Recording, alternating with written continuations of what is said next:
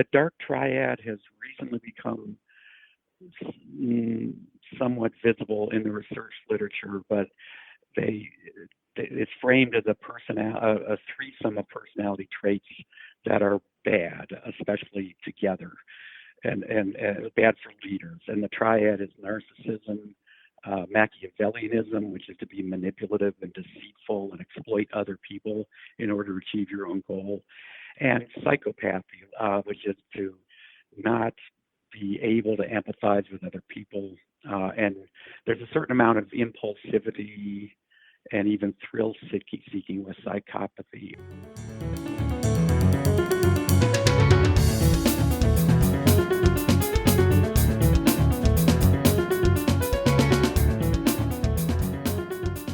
Hey, welcome to Unlatched Mind. Today we have Professor Thomas Bateman. Professor Bateman specializes in organizational behavior and leadership. He does research that focuses on proactive behavior, problem solving, job stress, things like that. We talked about what he refers to as leadership mindsets and how thinking, more broadly is a better way to approach being an effective leader. It sounds a little generic, but once we dug into the details, it was anything but generic. We discussed how personality traits, being micro-focused on tactics and individual relationships, are, while they're important, they're not in and of themselves. They're not enough for long-term effective leadership. We also talked about charisma, and we think of effective leaders as just being super charismatic, and you can define charisma in the typical sense. You just think of you have a picture in your head of an outgoing person. Maybe they're good looking. They just really good with people. They're likely extroverted and intelligent. Thomas had some really good insights as to what charisma actually is and how even the most introverted among us, can radiate charisma. And then lastly, we did a little analysis of President Trump and his leadership style and how some of his tactics stack up against some of the criteria that we were talking about here. So we didn't get too controversial or political, although I think we were both sort of fighting it in a sense. But anyway, so with that, I give you Thomas Bateman. Well, Tom, I appreciate your time. Thanks so much. So we'll just jump right in. And we'll see where this goes because, you and I had a bunch of email threads and, you started asking questions like, hey, how controversial do you want to get with this stuff? So I think it's all good. It's all open. Let's see where it goes. But I'll take a guess at, just reading through some of your material, a lot of I'd say you're passionate about, leadership and just, I would say the mindset or the psychology of effective leaders. That seems to be a common theme through a lot of your writing. And, when I mentioned controversy that you and I had discussed over email, you use Trump as an example, and you keep it very apolitical, right? I think and my gut's telling me it was probably a little hard for you to do that at times, but I don't know. I really don't know anything about your political stance. You don't really show it, but I was kind of reading between the lines a little bit. And I'm thinking I know where you stand on certain things, but to your credit, the articles were very apolitical, and you were just trying to look at and evaluate the pros and cons, of Glad to hear that. Yeah. Yeah. So, that being said, can you give the listeners a little overview of who you are and what you got going on?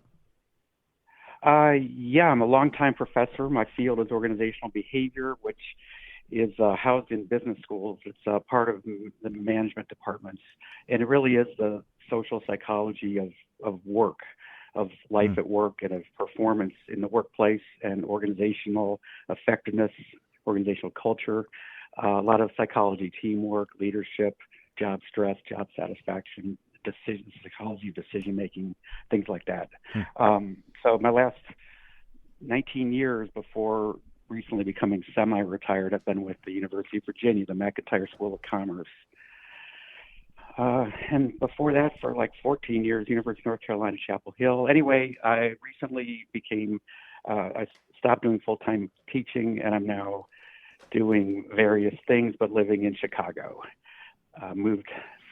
Did the anti-retirement classic thing, moving from the south to the north, and now living in a great city up north.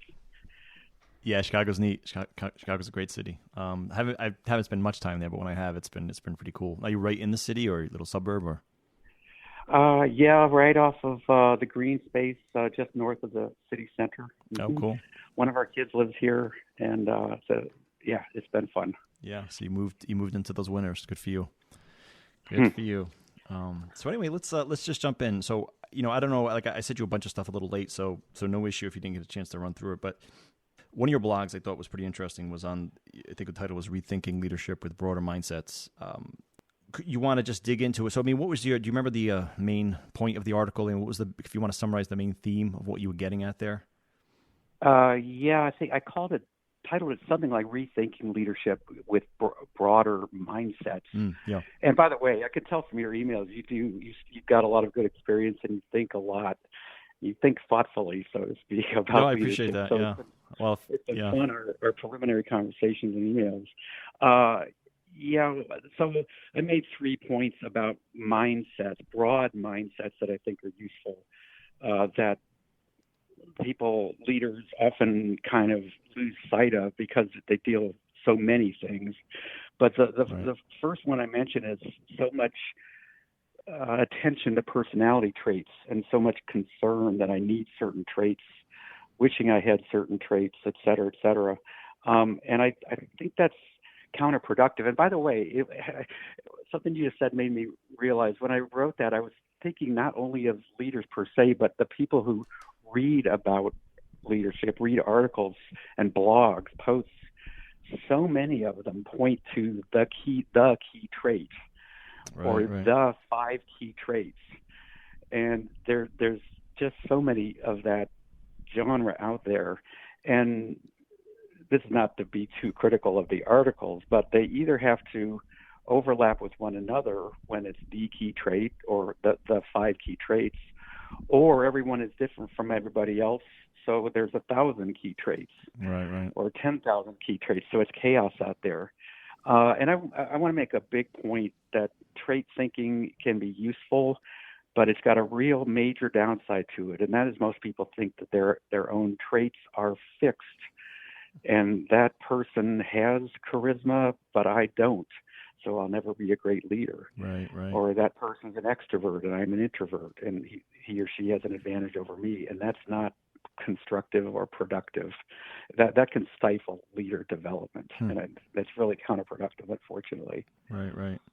Yeah, and you stress substance over style, right? I think that was a theme that was pretty much, but I mean, you didn't discount, because that's one of the, I'd say if I had any pushback to the one mistake that you referenced, overemphasizing personality traits, it was that, you can't overlook personality traits altogether, and you said that at the end, you kind of, as I was thinking that, you kind of summed it up by touching on that. You need both, but I think your theme is overemphasizing personality traits over substance, where you do need both, right?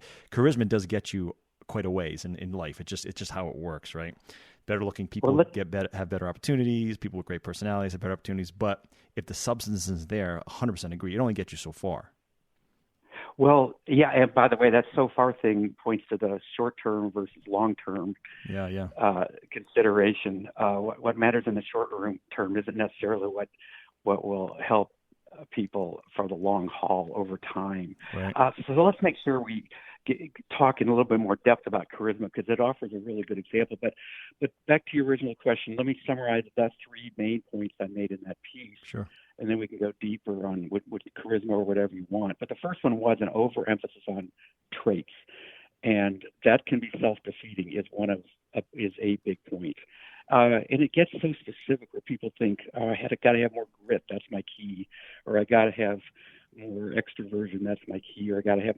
To think about one key really is terribly confining and constricting. Right. So that was one of my mistakes, overemphasizing single traits or a small number of traits.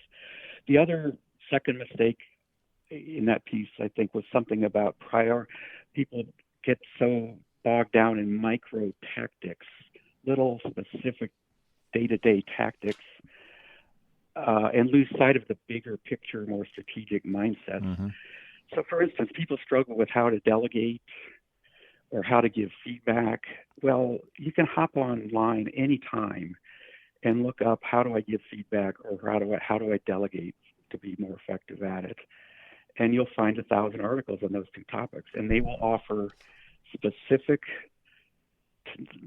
very small in scale but big in impact tactics Right. for how not to give to delegate or how not to give feedback, and also how to. So in those very focused contexts that you want to learn about one particular thing, you could look it up in no time and you'll learn something useful. Right. But I'd like to talk more in terms of, and I think there's higher leverage over time about big picture mindsets rather than the little daily tactics. And the third mistake I wrote about in that thing was highlighting relationships while neglecting results. And to be clear, and by the way, I've written enough in like Psychology Today and elsewhere, people jump on specific sentences or clauses. When I say that people focus on relationships and neglect results, I'm not saying don't focus on relationships because they matter. But I am saying people think so much about personality traits and relationships that they lose sight of the ultimate need, which is to deliver results, which is to solve problems and capture opportunities. So the results get lost until the boss isn't happy. Right. Your people might like you and everybody might like your personality, but if you're not delivering results, that's the long-term thing that will make or break. So those are the mindsets. And some mindsets are better than others. Some personality traits are more important than others, but it's big mindsets that don't get enough attention. Is my bottom line there. Right. You want to talk about charisma? Sure. Yeah. Because as I was reading your article too, I kind of wrote a note, and I don't even remember if I even actually included it in the comments I sent over to you, but I had a note here saying literally what exactly is charisma in this context, right? Because it's a broad term, but I was wondering if you had a different angle to what it actually looks like in the workplace, or as leadership, or as the president, or what. Yeah, I do have a different angle. Although on the charisma point, I don't claim credit for this angle. It's the kind of thing that researchers in my field do. They actually study these topics, and they learn about them in greater depth and detail. How multidimensional they are, et cetera, et cetera. Right. In other words, what I'm about to tell you is not my own stuff. It's what my field of organizational behavior has come to learn over much good research. So let me tie charisma with extroversion versus introversion as a different kind of personality trait. When I was teaching full time, I was director of a multidisciplinary leadership minor for undergraduates at UVA, University of Virginia McIntire School of Commerce, sponsored it. And so it was undergraduates, and there was a big lecture class, and then those who wanted to pursue the minor would take other courses after that. But what I'm about to tell you, these are points I made in that opening lecture class, and they were real eye-openers for the students. And they probably can be, they often are for older people with lots of work experience as well. When I tell people, it doesn't matter whether you're an introvert or an extrovert. You've got strengths, and it is what you do in your position that will matter. It is not what your Myers-Briggs score is on extroversion versus introversion. In other words, an extrovert has an inherent advantage by being comfortable in the center of attention. Introverts might shy away from that, and that could hold them back from leadership. But introverts have different strengths, and they just should not hold themselves back based on a stereotype or a score on a personality a questionnaire, right? That point relates also to charisma. People think of leaders, and they think of the middle school, high school, college, etc., early career person who's got a dazzling personality, and everybody automatically makes them class officer or team captain or something like that, right. And gets a lot of breaks early career on that basis. What's really important to know is substance is what's going to carry you over time. Yep. And you can have great substance without being the classic personality person. And here's what we've discovered in years of research in my field about leadership regarding charisma.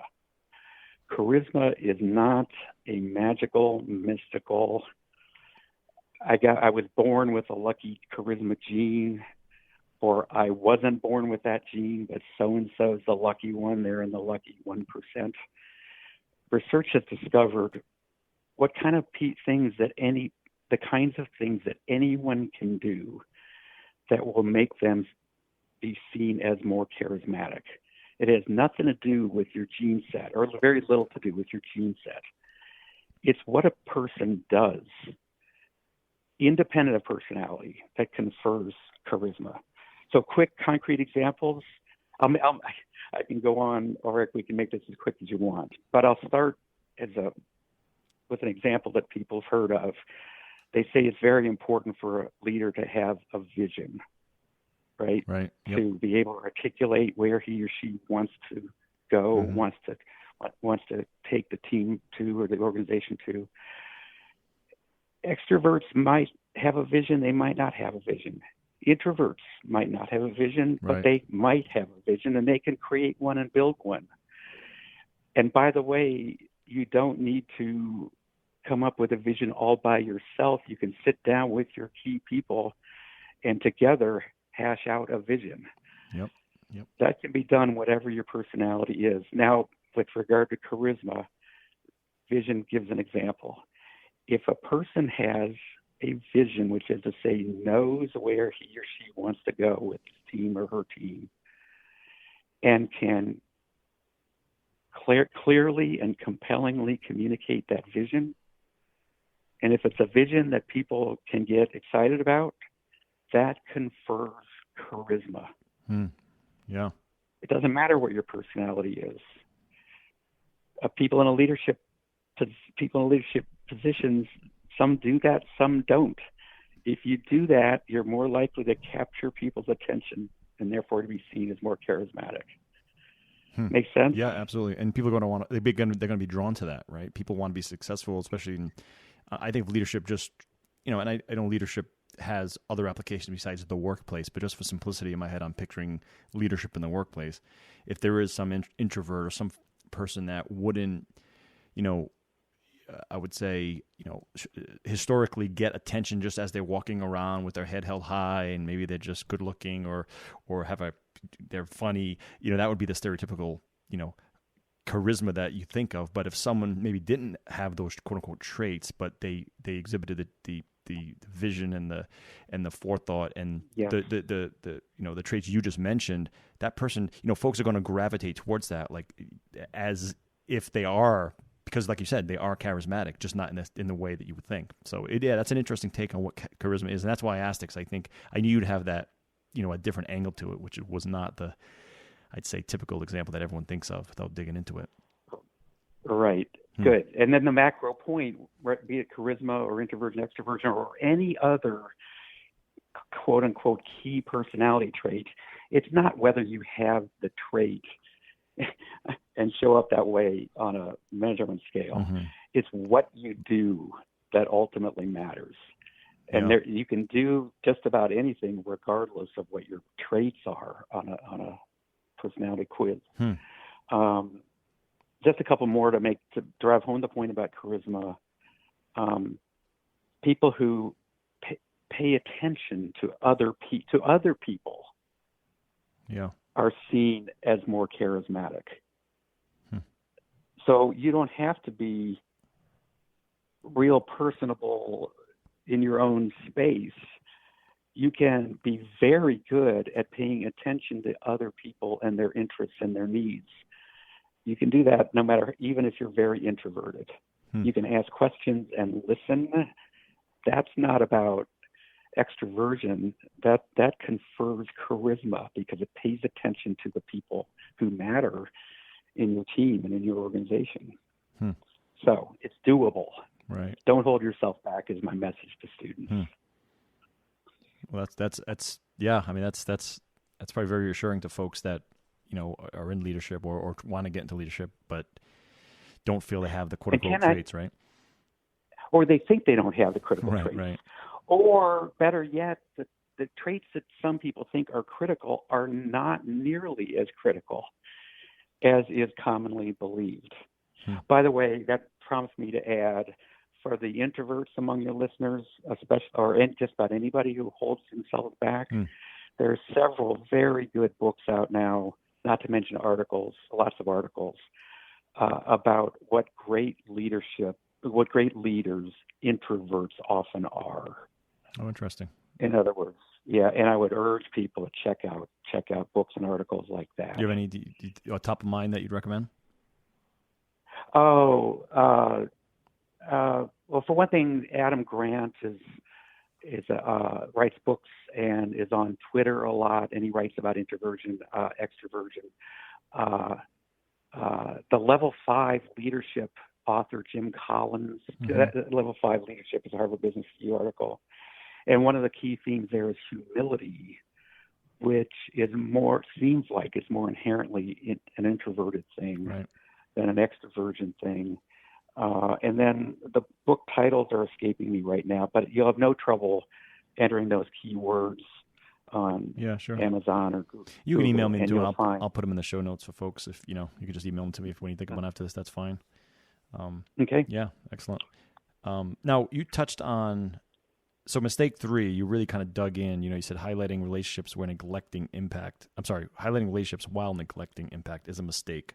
Now, you draw a corollary between, and this is kind of interesting. I didn't know this. I didn't know what the dark triad was, but you draw a corollary between basically the way we don't want to be and the way we should be. And I think, and you kind of you did a kind of a comparison between the dark triad and the light triad. Could you kind of explain what that is? Because that was pretty interesting. Good, and really, I only learned about that recently, and most people aren't familiar with it, I think. The dark triad has recently become somewhat visible in the research literature, but it's framed as a threesome of personality traits that are bad, especially together, and bad for leaders. And the triad is narcissism, Machiavellianism, which is to be manipulative and deceitful and exploit other people in order to achieve your own goal, and psychopathy, which is to not be able to empathize with other people. And there's a certain amount of impulsivity and even thrill seeking with psychopathy or psychopathy. It's pronounced different ways, I guess. But those three together, that's the dark triad, very dysfunctional for leaders and for their followers. And then very recently, someone published what they called the light triad. In contrast, faith in humanity, humanism, valuing the dignity of other people, of every individual, and what they call Kantianism, treating people as valuable and worthwhile in their own right. As opposed to treating their well-being as an end, a worthy end to pursue, as opposed to treating other people as a means to achieve other purposes. So there's a set of three very negative ones, especially when they all are together in one person, and a three very positive set of countervailing kinds of traits.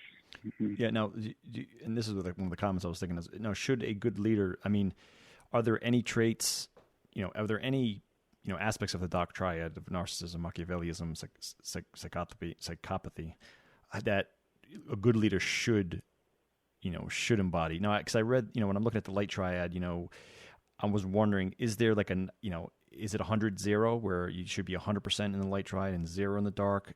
Should you have, narcissists or I don't know how to say it, Machiavellists, but there's got to be some traits or some results in those selfish traits that end up helping the overall vision in some way, or is it not the case? I think I would put it this way. One is, it's a really good question, and repeating, that stuff is really new in the literature, and there's a lot of work to be done there. And I think your question could prompt some, for the researchers in your audience who are listening, your question could prompt some future good research projects. But here's my reaction without having research to point to on what you just asked. First off, on these specific topics, first off, the dark triad, the way they're described, it is people who are excessive in those regards. Right. So narcissism means excessively self-focused, admiring oneself to great excess, to counterproductive excess, being admiring of yourself. That's just too far.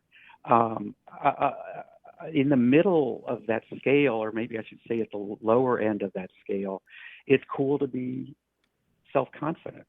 Right. And it's cool to have positive regard for yourself. It is not cool to take it to the extreme of narcissism. Right. So that comes to the old Greek thing about moderation. Right. Narcissism is an extreme that is counterproductive. Moderate self-worth, self-esteem, or levels of those things that maybe they're high, but you can counterbalance. If they're maybe too high, you can counterbalance them with showing humility in other ways. In the end, it's never one thing is all good or one thing is all bad. It's a constellation of things.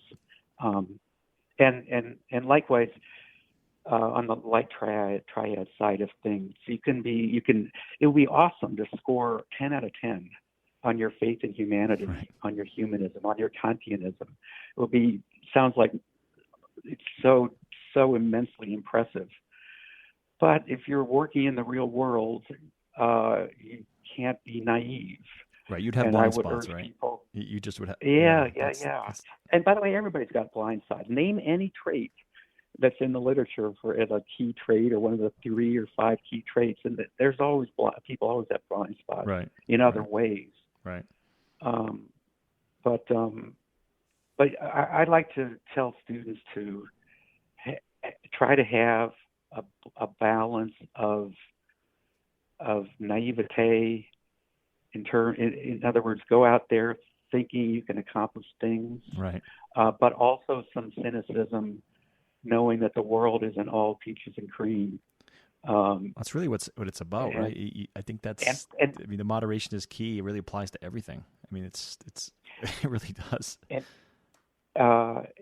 we could extend moderation to not just moderation on any single trait, but a balanced portfolio across multiple traits, all of which matter in one way or another, for better or for worse. Right. It brings us back to the big theme of that piece is broad mindsets. It's not about a trait, it's about constellations of multiple traits. It's not just about traits, it's about relationships with other people. Mm-hmm. And it's not just about relationships with other people, it's also about the bottom line of delivering performance, of solving problems, of creating, spotting, and capturing opportunities. And it's not about short-term impression, but long-term. Short-term impression is important and cool in the short term, but over time, you got to be adding the substance and the results. I mean, 100% agree with you. I think so. You know, as you're talking, I'm picturing in my head this, like as I was reading your article, you know, like anything, I would say you want to get better at something. So in this case, take a simple example. I want to be a better leader. What do I do? Right. When reading through your article, I just pictured a bunch of little knobs that you have to turn left and right, and they all contribute to the aggregate, right? They all end up changing the final outcome, which is to your, I think, the point you just summarized, where there's not one. You know, you don't go all in on one thing and then win and get better at this or become effective at being a leader or anything else. It really is, you know, the kind of micro adjustment, I would say, of all these little levers and knobs to get to that final, you know, that where you're trying to get. It's everything you just said made sense, but I would add to it or expand on it by saying, don't think in terms of a million little knobs. which there probably are. Mm-hmm. Leadership is infinitely complicated. But do think in terms of broader mindsets. Right. And right. those mindsets include, yes, there are some traits that matter. But don't think that your personal constellation can't work. It can work. Right. Right. But you have to think further about how to think differently, how to behave differently. Right. And that includes other people being so important, not just your personality. Right. But listen to them, ask questions of them, get their commitment, not just your pressure to make them produce, Right. but their involvement and commitment to producing important, good work. And without losing sight of the bottom line of solving problems. Right. For sure. Capturing opportunities. Yeah. Results in the long run, not just short run. Think about, the way I put it, actually, the three mindsets, summarizing all that detail and more that we just went over. The three mindsets are the people, the task, the people, the work itself, and me, and what can I do differently? What might I ought to stop doing, and how can I develop and behave add to my repertoire as a leader in ways that are good for the people and good for the work, which includes good for the organization. I like that. Yeah. You mentioned something like you making someone do things. I've always been a proponent of the theory that you can't really make somebody do work. You can't make somebody do something they don't want to do. I mean, in the short term, you can, but usually you're going to get crap results, and there's going to be some repercussions from it. It's more, and this is more of a question because I've had experience with this just as a quote unquote leader, and I've always found it much better to enable that person to want to do what they want to do and align them so it helps the greater team. But forcing someone, you just will do this because I don't want to think about getting creative in tasking you with things that you might want to do.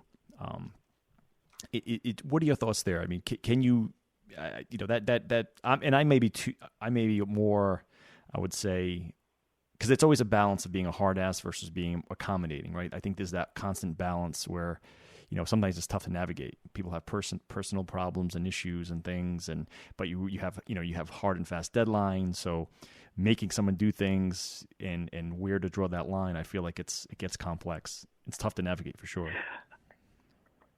Well, you said a lot of good stuff there. So I know hard ass is your inherent tendency.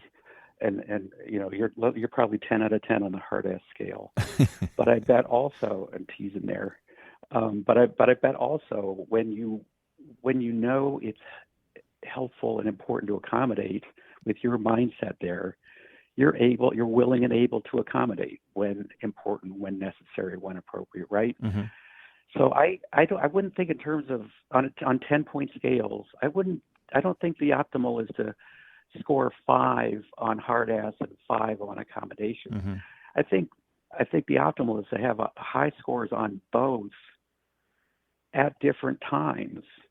Yeah, when appropriate. Right. Yep. There are times to be 100% accommodating and other times to be 100% hard ass because they deserve others doing illegal or unethical or intentionally dysfunctional things deserve to be on the bad end of hard ass. Right. So that's situational leadership. Yep.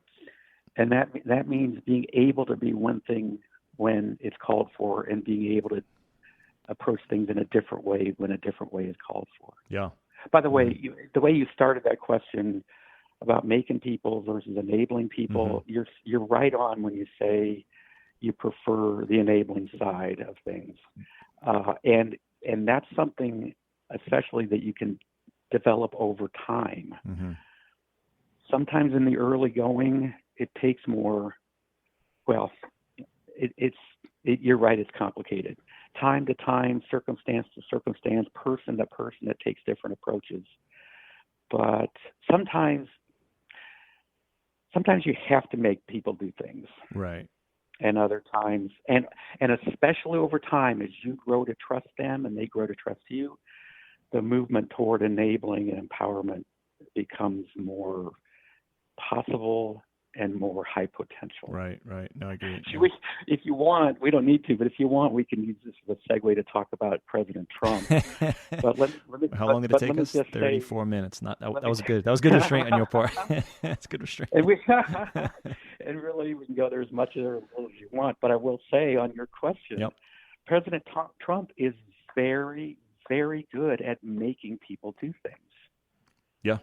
Yeah. And it served him for most of his career. And what the rest of the long term holds remains to be seen. But it is possible to make people do things.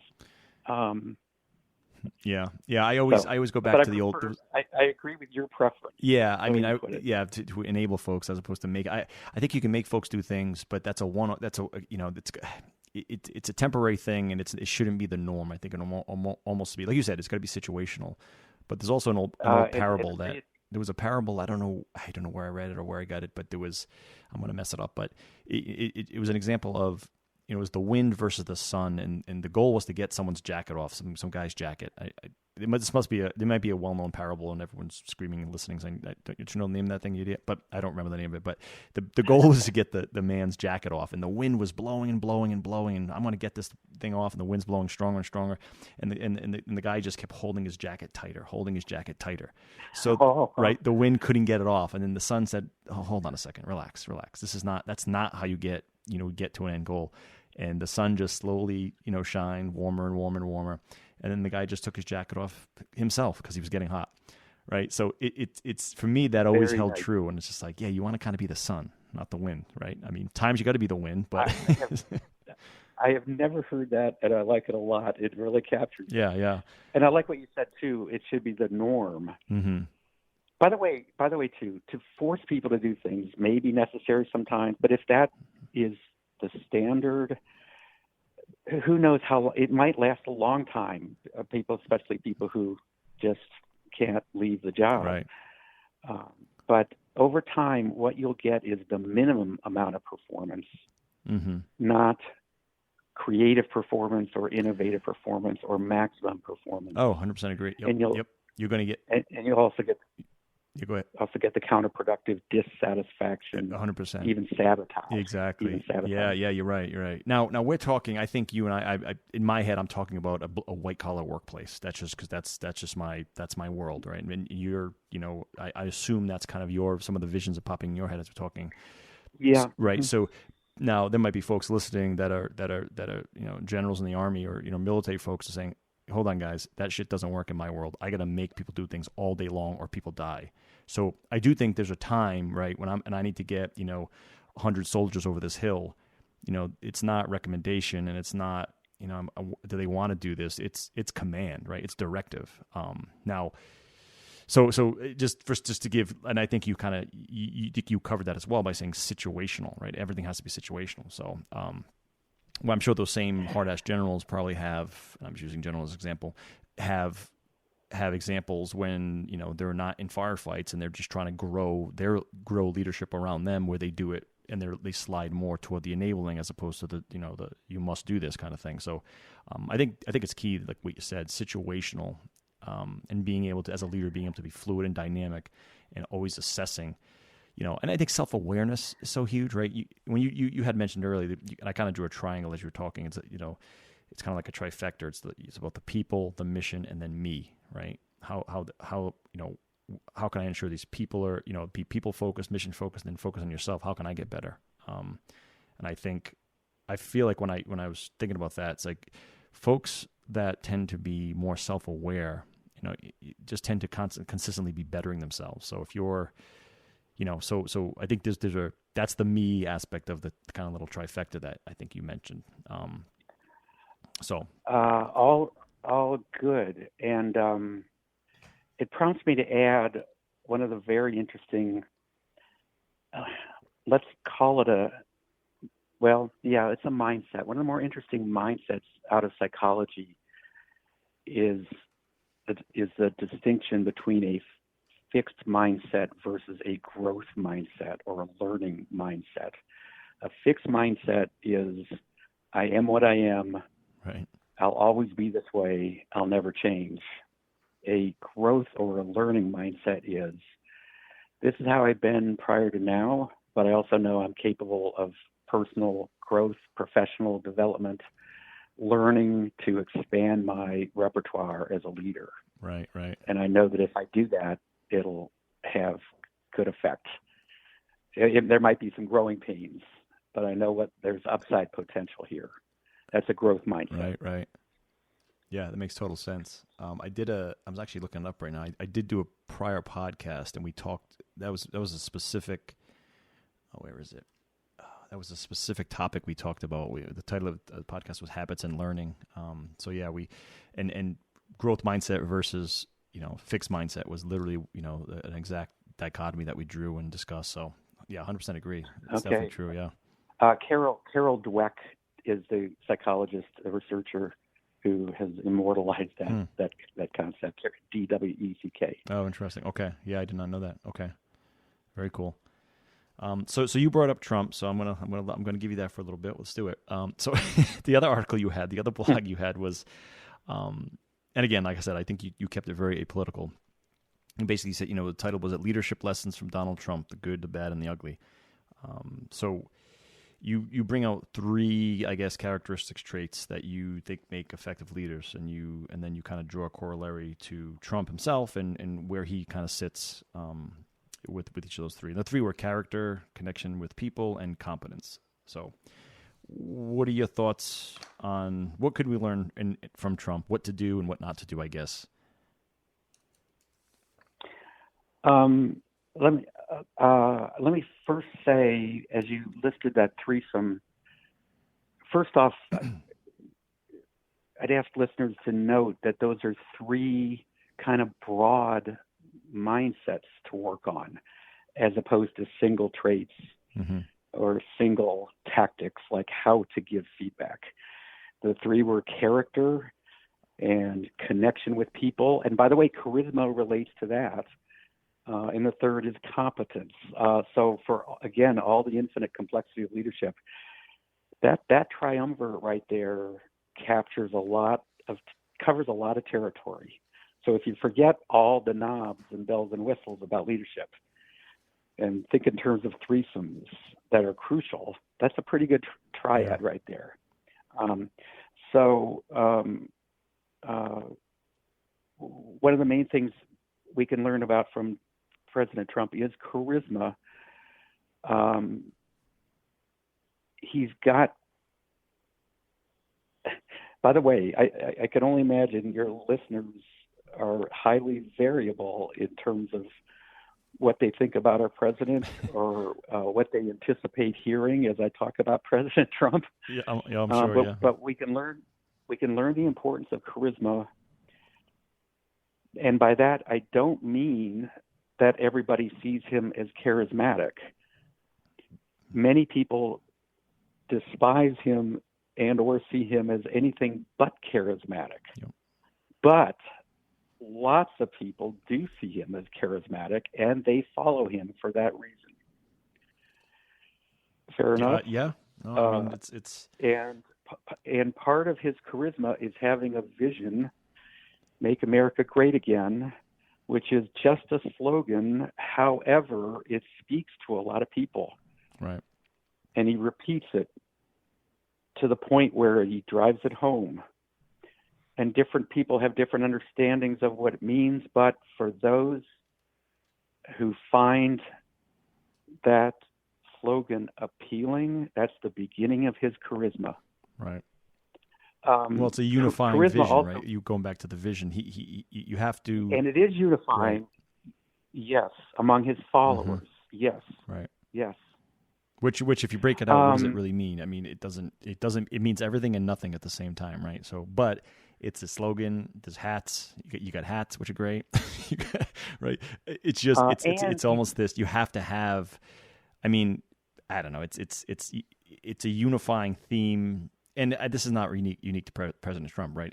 Most leaders have or try. It's also marketing, right? Part marketing. You have to have a unifying theme or a catchphrase, and then people get behind it. And it does serve to get a lot of the sheep in a row, even if they don't know what's really what the meaning is behind it. So yeah, it's meaningful for sure. I mean, regardless of what you think of the whole thing.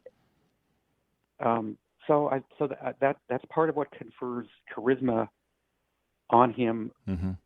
For his followers, but the vision is so opposite what other people want as a national vision or a world vision, that they see him as anything but.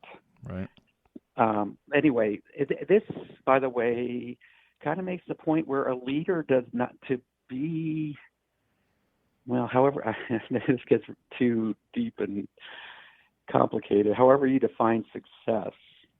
But to this point, President Trump has achieved his version of success based on charisma seen by a minority of people. So you don't have to please everybody, or you don't have to have everybody like you to be successful by your own definition of success. Does that make sense? Oh, absolutely. I mean, you can't. Yeah. That's the old adage too. If everyone likes you, you're not leading, right? If everyone, if everyone loves the direction you're going, you're not leading. I think that's a fair statement. Not if you've. I see your point, and I think that pertains sometimes validly. But I also think in a very different circumstance, if you have defined a vision mm-hmm. that the whole country gets behind, and the whole world gets behind, that's the beginning of phenomenal leadership. Oh, I agree. Yes, 100% agree with that. Now, and that's touching on your next point. We talked about character, but your next point was connection with people, and you laid out a really interesting paragraph, which I just wanted to just dissect for a second. Because you said, a central question when appraising a president's connection, when you were saying president here, but in my head and president leader, I feel like it's the same. I can overlay either of those words, and it still applies to what you're saying. You said a central question when appraising a president's or leader's connection is the leader of whom, right? So in other words, if some folks, and you think you call it out. So some folks want their president to be the leader of the free world, the world, or just their own nation, or only a subgroup, or a single political party or special interest. So, and that to me got me thinking. It's like, and put aside for the fact that I think constitutionally, a president should have the nation is his only primary focus. But and I know times have changed a little bit, and the world is complicated, and we should be thinking more globally. However, but just shelve that for a second. Assuming the president should be focused on the needs of the nation, which he should, the values within the nation are so complex and diverse now. It's tough for me to envision. And this is kind of why I was saying earlier, if everyone likes the way you're going, you're probably not leading, because I think whether it's you're leading a large organization, in the commercial world, or as a company, or you're leading the country as president, I kind of think it's almost impossible for a president to win. Where it's like you can't really, because the values are so diverse within the nation or within the organization, you have to kind of just do what's best for the whole. And there's going to be plenty, if not half, I feel like traditionally it's been half the country hates the president, half of them like him, regardless of who's in office. Sometimes it's 40, 60, whatever. But it's like, how do you actually win and lead when you have such diverse value systems and opinions? I mean, this just seems so complex to me, and I don't even know how it doesn't seem like the office is it's a fair position for any one person to hold. And it's definitely an important question and a fair question to ask. I will, without false modesty, say that no doubt there are sociologists and political scientists and who can give you a good solid hour on that question far more effectively than I can. But I will say that it begins with I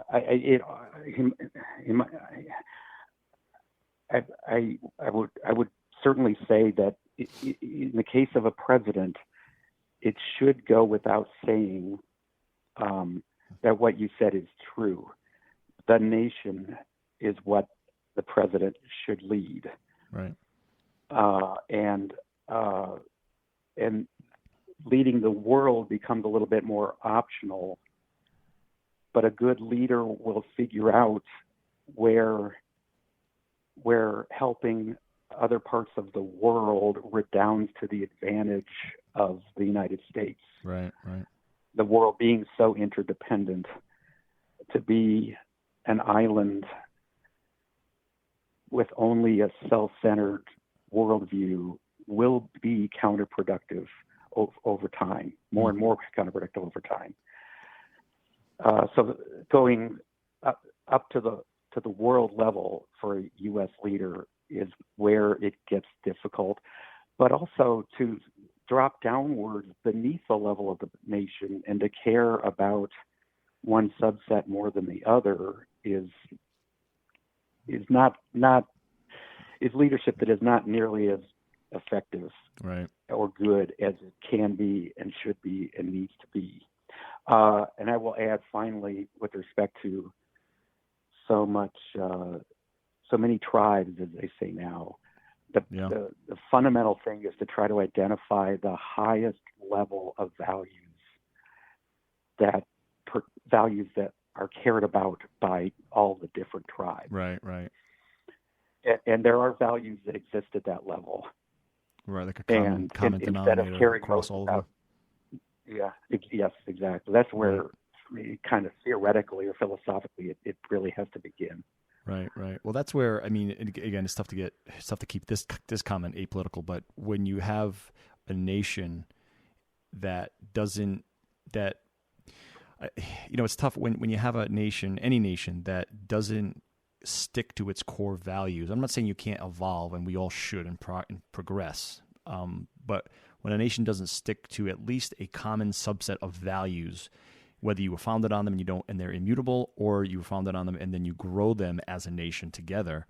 I think, because I think we all need to do that better. But when you don't give that its due weight and due process, where here are our core values, we need to adjust and progress and not just let them be defined at will. And this can get into to border control and other things, but you have to have some set of core values. Like I said, let them progress, and then that's the only way, in my opinion, a leader of that nation could establish what those core values are and be a proponent of them, and then lead on that platform.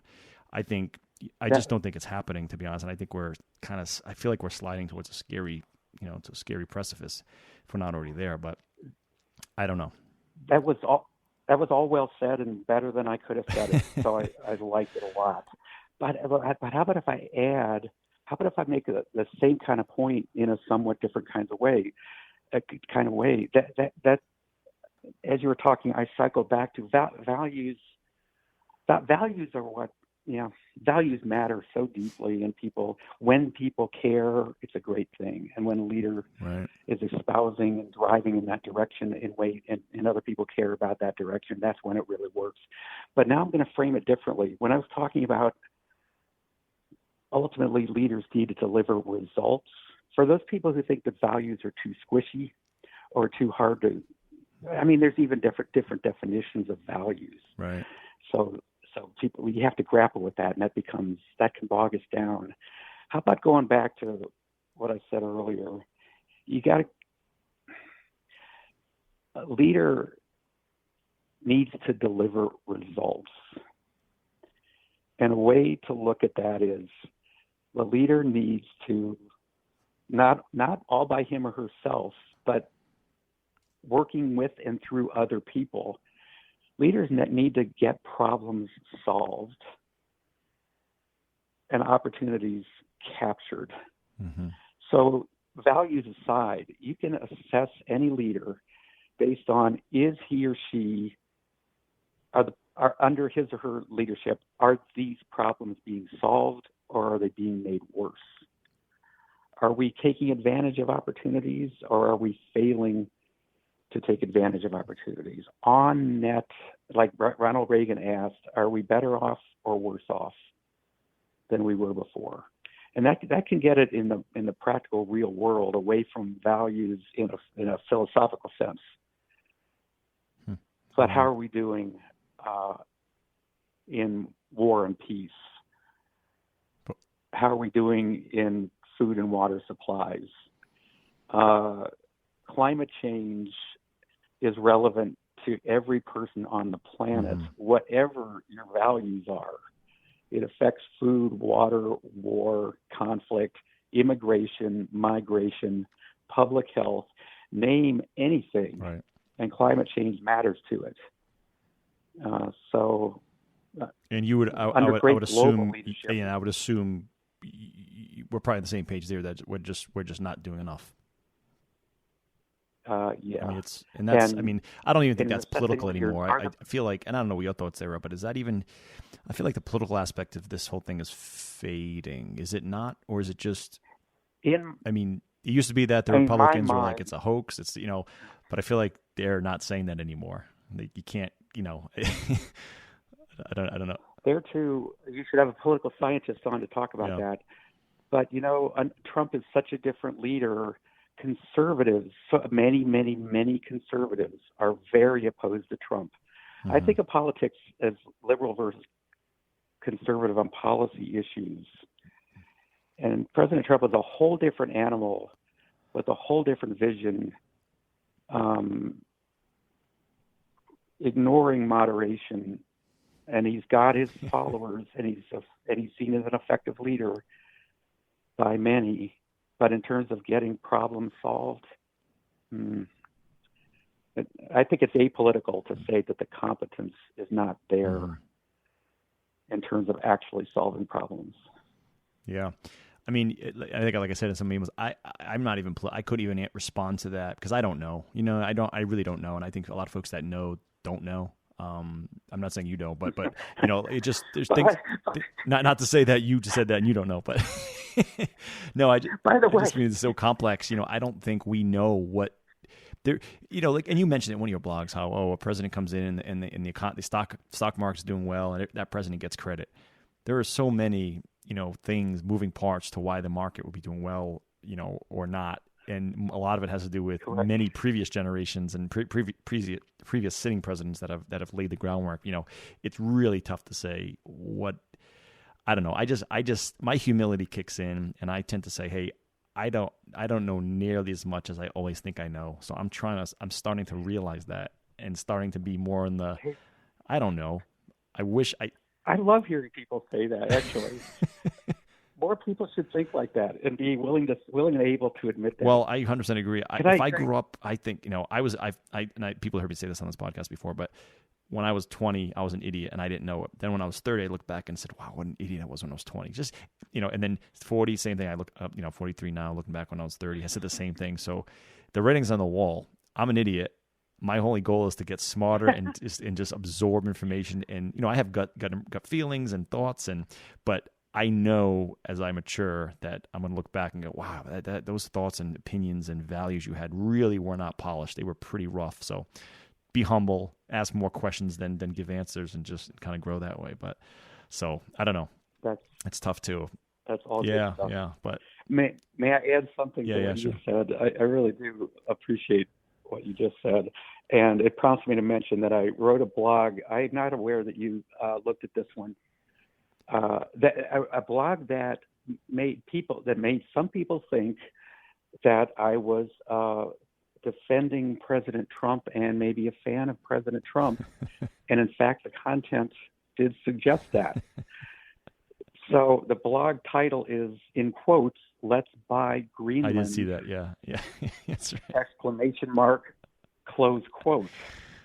And the point was, that news story was 3 or 4 weeks ago that President Trump said he wants to buy Greenland. Yeah, maybe a little more. Everybody had an immediate reaction, either the stupidest idea ever, or yeah, man, great idea. What if we own Greenland? It'd be awesome.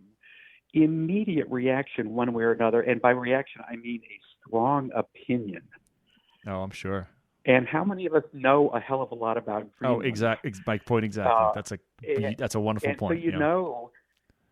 the people who hate Trump automatically thought it was a stupid idea, and the people who love Trump automatically thought it was a cool idea, Yep, right? 100%. Well, the piece I wrote was, uh, uh, let's think this through before deciding whether it's a good idea or not. Well, that's my first reaction when that came. And it goes on. When it hit the news, my first reaction was, why? What? Okay, I don't know anything about why this would be good. There's a million things you'd have to get smart on to know if that's a good or bad idea. I know maybe one of them or none of them. Like what?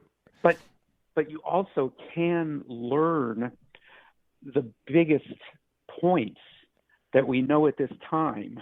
You hop online and learn a few things. So I wrote the piece I don't need to elaborate in depth on this, but I wrote the piece as kind of thinking out loud. Right. And I'll be brief, but my first thought was, I doubt if that's possible. And then I thought, so there was a negative inclination, and then I quickly thought, but man, there is no more important geopolitical action going on with vast future profound importance than the Arctic. Climate change, right? So the climate implications, the military implications, the commercial implications of shipping, and what if? Well, people say it's up to the Greenlanders. That's a very fair point. Mm. But other countries take over other countries or take over portions of other countries. Right.